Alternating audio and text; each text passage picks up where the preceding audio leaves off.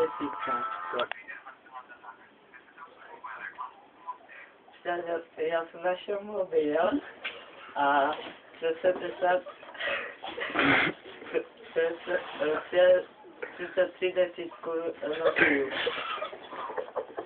No a já bych potřeboval zjistit fyziku.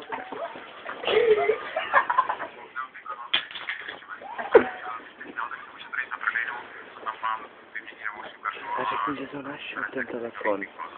Jo, a prosím vás, máte tam nějaké obrázky, nějakého sexy porna?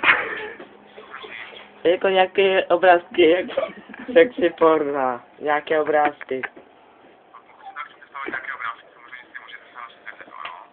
Z internetu a tam nějaké jsou. Ještě zatím nemáš. Řekni, že internet doma nemáš. Je. Řekni, že internet nemáš. Ale já internet teďka nemám, já to nemám jak se stáhnout.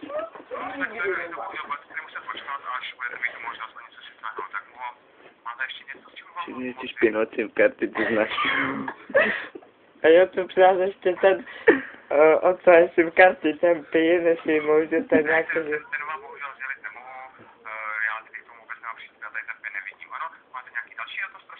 Kolik stojí nový telefon? Ale víte, prosím, kolik stojí nový telefon? Třeba nějaký Sony Ericsson.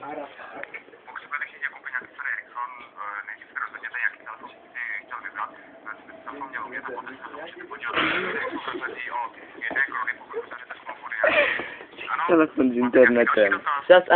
A kolik stojí třeba nějaký balíček, třeba... Telefonu s internetem. Řekni, že chceš telefon. Ale tak máme čas. Já jsem taky čekal dlouho. Ty si kolik stojí nový telefon s internetem? Jestli máte nějaký s internetem.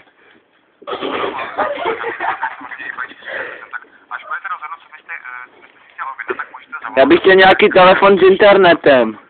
Tak, můžete, až budete mít možnost, tak si podívejte na internetu. Ale já internet nemám, proto potřebuji ten telefon.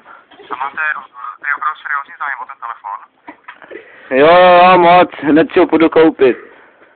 Dobře, tak pokud se ho chcete koupit, tak si musíte obrátit na nějakou značkou prvního, tam vám určitě poskytnou informace a poskytnou vám tam ten mobilní telefon na zkoušku, ano?